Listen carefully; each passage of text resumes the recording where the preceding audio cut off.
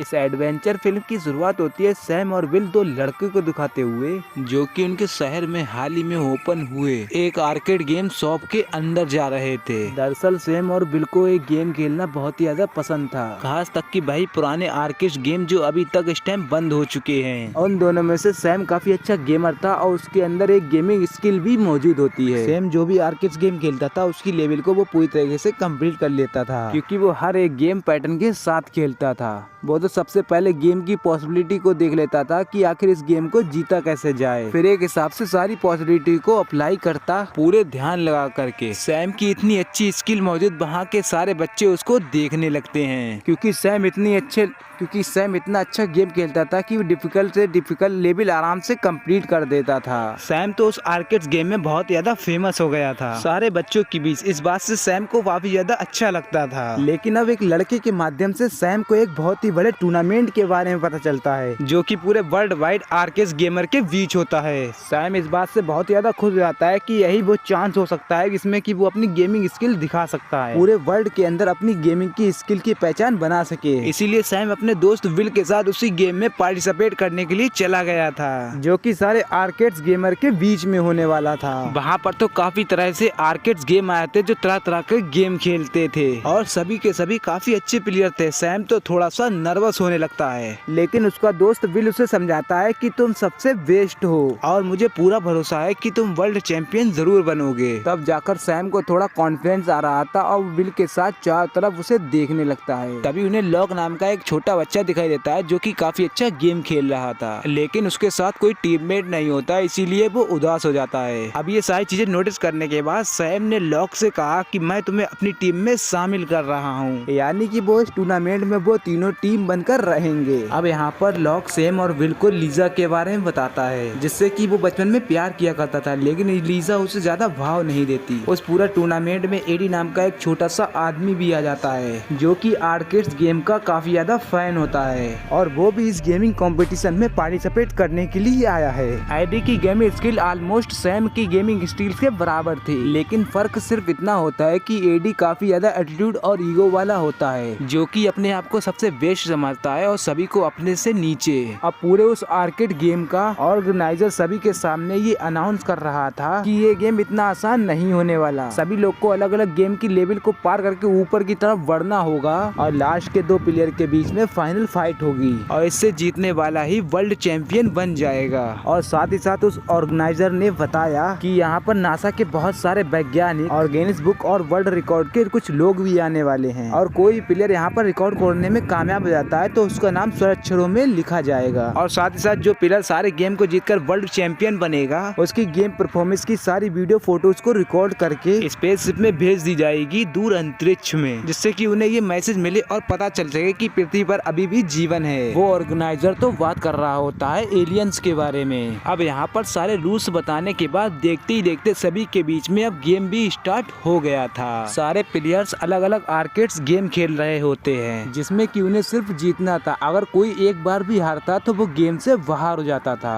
सभी लोग अपनी पूरी हिम्मत लगा देते हैं गेम को जीतने के लिए, लेकिन उस आर्केड्स गेम को इतना ज्यादा हार्ड बनाया गया था कि उसकी लेवल को इतना आसानी से पार की नहीं जा सकती थी। इन्हीं सारी चीजों की वजह से कई सारे गेमर पहले ही राउंड में बाहर हो जाते हैं। इसी तरीके से कई राउंड भी चलते जाते हैं और लास्ट में सिर्फ दो प्लेयर ही बचे होते हैं और वो दोनों और कोई नहीं बल्कि सैम और एडी होते हैं। उन दोनों की गेमिंग स्किल एकदम से मैच कर रही थी, लेकिन वर्ल्ड चैंपियन तो सिर्फ एक ही बनेगा। इसीलिए सैम और एडी के बीच में एक आर्केड्स गेम का मैच होता है और वो भी फाइनल, और इस मैच में अगर जो भी जीतेगा वो भी वर्ल्ड चैंपियन बन जाएगा। देखते ही देखते बिसल बचाने के बाद सैम और एडी के बीच में वो मैच शुरू हो जाता है। दोनों अच्छा परफॉर्मेंस तो कर रहे थे, लेकिन तभी सैम की कॉन्सेंट्रेशन की वजह से वो बहुत ही आगे निकल जाता है। एडी जब सैम और उसके गेम को देख रहा था तब उसे लगने लगता है कि शायद अब सैम जीत ना जाए। अब इसीलिए एडी यहाँ पर चार्ज जाता है। उसने सैम को कुछ ऐसी बातें बोली, सैम का ध्यान भटकने लगता है। अब सैम पूरी तरीके से अपने गेम के ऊपर भी कंट्रोल खो देता है। एडी ने तुरंत ही इस मौके का फायदा उठाया और अपने ही गेम को कंप्लीट कर लिया। सैम तो एडी द्वारा क्रिएट किए गए चालाकी वजह से गेम को हार जाता है। अब सभी लोग एडी के लिए खुश हो रहे थे क्योंकि वो एक वर्ल्ड चैंपियन बन गया था।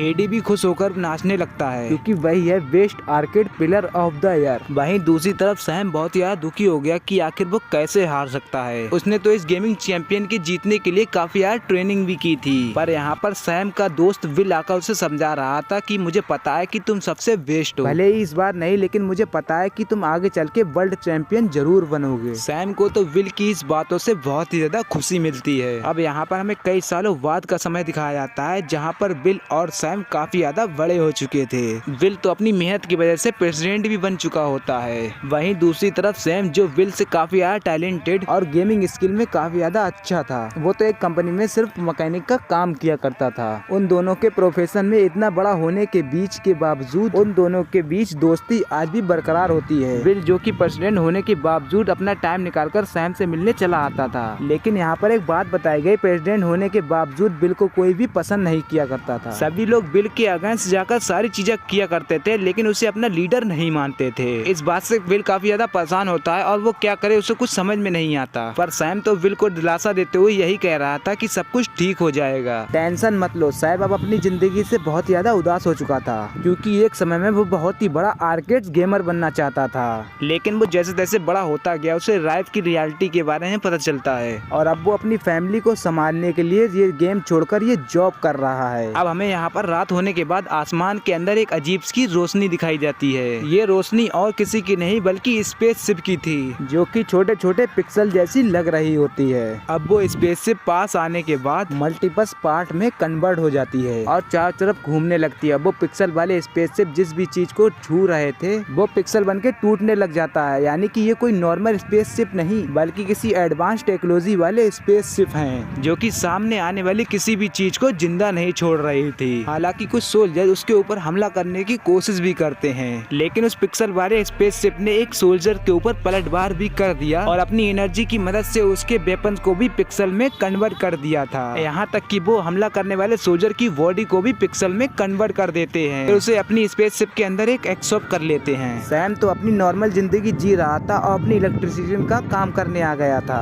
सैम तो यहाँ पर एक बच्चे के घर में आता है जिसकी कुछ चीजें इंस्टॉल करनी थी और ये काम जल्द से जल्द करने का ही सैम को भी दिया गया था। सैम जब उस बच्चे के पास आता है तो बच्चा कहता है कि मेरे मदर और फादर के बीच अब ब्रेकअप हो गया है, क्योंकि मेरे फादर ने 20 इयर्स की लड़की के लिए मेरी मदर को छोड़ दिया। इस बात से वो बच्चा काफी ज्यादा नाराज था और अब थोड़ी देर के बाद उस लड़के की मदर आती है जो बहुत ज्यादा ब्यूटीफुल थी। सैम तो उसे देखते ही पसंद कर लेता है और सोचता है कि इतनी ब्यूटीफुल लेडी को कैसे आखिर कौन छोड़ सकता है। सैम ने देखते ही देखते वो सारी चीजें इंस्टॉल कर दी थी जिसके लिए उसे बुलाया गया था और अब वो उस पेपर पर सिग्नेचर लेने के लिए उस लड़के की मदर के पास चला जाता है। लेकिन उस समय उस लड़के की मदर बहुत ज्यादा उदास थी और रो रही थी, क्योंकि उसका अपने हस्बैंड के साथ झगड़ा भी चालू था और अब तो वो डिवोर्स भी लेने वाले थे। सैम को तो ये देखकर बहुत ही बुरा लगता है, इसीलिए वो उस लड़के की मदर के पास चला गया और उसे कंफर्टेबल कराने की कोशिश भी की। सैम तो उसके काफी ज्यादा पास जाने लगा क्योंकि वो उससे बेटर फील कर सकती थी, लेकिन उस लड़के की मदर जिसका नाम वॉलेट होता है वो उससे दूर हो गई और अब तो वॉलेट बहुत ज्यादा गुस्सा हो रही थी, क्योंकि वो उसके साथ फ्यूचर क्यों इमेजिन करे, क्योंकि वो तो सिर्फ एक इरिटेशन है और छोटे मोटे काम किया करता है। तब जाकर सैम ने कहा कि अगर मेरी जगह पर कोई अमीर आदमी होता तो तब चाहे तुम उसे एक्सेप्ट कर लेती, इस तरीके से देखा जाए तो तुम गलत हो। अब अचानक से प्रेसिडेंट बिल का उसे कॉल आता है जो कि उसे अपने व्हाइट हाउस में बुला रहा था। सैम तुरंत ही वहाँ जाने के लिए निकल जाता है, लेकिन जब वो अपने कार में बैठा था तभी वो देखता है कि वायलेट भी उसके पीछे पीछे आ रही है। सैम को लगने लगा कि वायलेट उसका पीछा करके कहीं उसे सजा तो नहीं देने वाली, लेकिन तभी एक बात पता चलती है कि वायलेट को व्हाइट हाउस में बुलाया गया है और वो पॉलिटिक्स डिपार्टमेंट में से हेड मेंबर में से बिल्कुल एक है। इसी वजह से वायलेट को इतना ज्यादा एटीट्यूड था और वो सैम को अपने आसपास भटकने भी नहीं देती थी। सैम अब जल्द से जल्द अंदर जाकर अपने दोस्त बिल से मिलता है जो कि प्रेसिडेंट बन चुका था। तब जाकर सैम को बिल ने एक वीडियो फोटोज दिखाई जिसमें कि छोटे छोटे एलियन वो छोटे छोटे पिक्सल जैसे दिख रहे थे। वो मिलिट्री बेस के ऊपर हमला करके सभी को गायब करते हुए जा रहे थे। इसमें तो कई सारे मिलिट्री के सोल्जर भी मारे जाते हैं और उनका नामो निशान भी खत्म हो गया था। विल तो इस बात से बहुत ज्यादा परेशान हो जाता। उस जगह पर विल ने सारे हेड मेंबर को बुलाया था क्योंकि उसे डिसीजन भी करनी थी और इस कम्युनिटी में बिल के ऊपर पूरे अधिकार थे, वो किस किस को बुला सकता है। बिल ने तो अपने प्यारे दोस्त सैम को भी इन सारे बड़े लोगों के बीच में आमंत्रित किया। अब वो सारे हेड मेंबर सैम को इस आमंत्रित मीटिंग में देखकर बहुत ज्यादा गुस्सा हो गए थे कि कैसे कोई नॉर्मल वर्कर इस इम्पोर्टेंट मीटिंग के अंदर शामिल भी हो सकता है। लेकिन विल ने सैम को पूरी तरीके से अलाउ किया था अपना पर्सनल व्यू शेयर करने के लिए। उस जगह पर वायलेट भी होती है जो कि सैम को देखकर हंस रही थी। किसी को नहीं लग रहा था कि कि सैम को कुछ पता है और वो सिर्फ यहाँ पर टाइम पास करने के लिए आया है। लेकिन तब जाकर पूरी वीडियो एनालाइज करने के बाद सैम ने एक इम्पोर्टेंट बात बताई। वो कह रहा था कि जो भी चीज यहाँ पर मौजूद है और जिन लोगों ने मिलिट्री बेस के ऊपर हमला किया था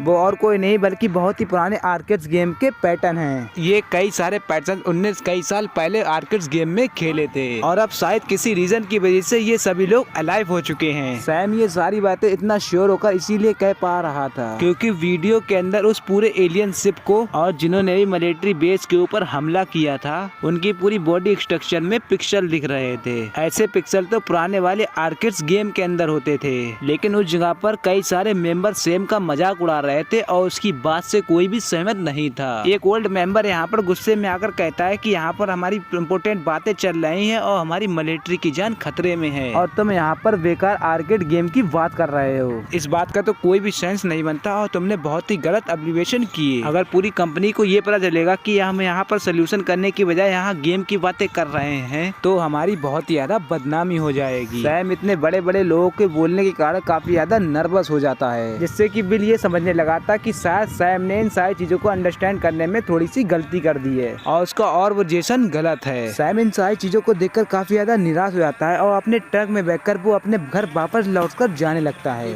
सैम घर की तरफ जा ही रहा होता है तभी वो पीछे देखता है कि उसका वही पुराना दोस्त लव भी मौजूद होता है। सैम ने तो बहुत ही शौक में होकर लव को एक पंच मारा और उसे पीछे गिरा दिया। लव तो ट्रक के अंदर सैम का काफी देर से इंतजार कर रहा था क्योंकि उसे काफी इम्पोर्टेंट बात करनी है। वो तो सैम को तुरंत ही अपने घर के अंदर लेकर चला गया, जहाँ पर लव सैम को एक बात बता रहा होता है कि उसने कल रात वीडियो फोटोज देखे वही सारे जब कुछ अनजान चीजों ने मिलिट्री बेस के ऊपर हमला किया था। वो इन सारी चीजों की इन्वेस्टिगेशन कर रहा था जिससे कि उसे काफी ज्यादा इन्फॉर्मेशन मिलती है। दरअसल लव ने सैम को बताया कि जिस तरीके से ये सारे एलियन हम पर हमला कर रहे थे वो सेम टू सेम वैसे होते हैं जैसा कि हम कई साल पहले आर्केड्स गेम के अंदर खेला करते थे। तो इस मूवी का एंड यहीं पे होता है। तो उम्मीद करता हूँ दोस्तों आपको हमारी वीडियो पसंद आई हो। आई होप पसंद आई हो तो इस वीडियो को लाइक करके हमारे चैनल पर नए हैं तो चैनल को भी सब्सक्राइब कर लें और ऐसे ही अमेजिंग वीडियो देखने के लिए हमारी वीडियो पर कमेंट जरूर कर दें। तो चलिए दोस्तों मिलते हैं अगली नेक्स्ट वीडियो में। Thank you for watching.